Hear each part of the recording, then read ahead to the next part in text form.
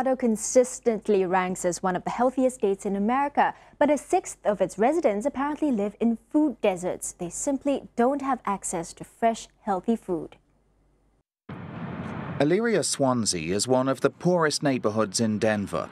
It's what's known as a food desert, spots in the middle of large cities where there are no supermarkets, so residents have no means of buying healthy, fresh food at low prices. It's a neighborhood that is kind of cut in half by a major interstate and then another interstate that runs along the other side. It lacks sidewalks, other infrastructure. The closest grocery store is over 2 miles away. Kobe Gould runs the non-profit organization Grow House, which he set up to address the problem of food deserts. Grow House experiments with urban farming methods, showing that it's possible to produce fresh food even in a poor, polluted part of the city. Kevin Segelke runs the biggest food bank in the region and has served on the city task force addressing food deserts.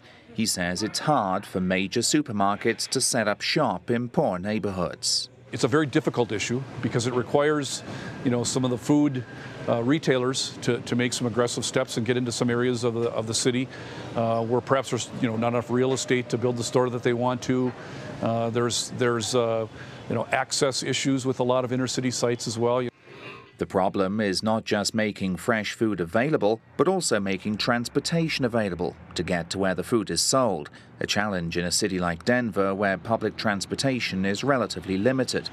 Councilman Paul Lopez, whose neighborhood is considered a food desert, says government officials have to take action. You got to step out of this perceived role of government that it's not in our business to negotiate deals or do anything like that. You got to roll up our sleeves and do that.